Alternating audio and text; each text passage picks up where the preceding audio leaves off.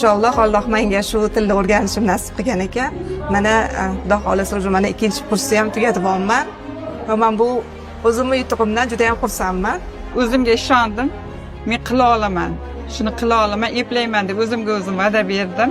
Chin yurakdan o'zlarini bilimlarini o'quvchilarga o'rgatishadi va bu yerdan hech kim xafa bo'lib ketmaydi, hamma ilmli, ma'rifatli bo'lib ketadi va shu bilan birga arab tilini ham o'rganadi.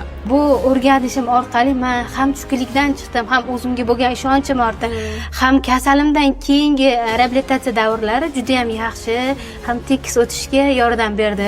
Birinchi o'rinda mana shu Iroda Rahmonovani shunchalik ko'rishga ishtiyoq bo'ldiki, yuzma-yuz ko'rib ular bilan suhbatlashib, mana shunday joylarga, darajaga kelishga harakat qildim. Avvalambor bu paytda ustozlarimizga katta rahmat, chunki ayniqsa Iroda Fozilovnaning motivatsiyalari juda ham kuch beradi bizga.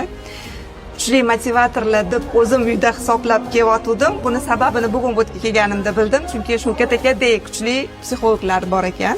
Bekorga bu darajada motivator emas ekanlar. Ustozlarga uzoq umr, sog'lik, salomatlik tilayman. Ishlaringiz bardavom bo'lsin, ilmlaringiz yana ham bundan-da ziyoda bo'lsin. Rahmat hammalaringga. Oilasi bilan, farzandlar bilan bilim olishdan to'xtab qolgan ayollar va qizlar uchun ham juda ham eng kerakli maktab bo'lgan. Bu uchun rahmat aytaman.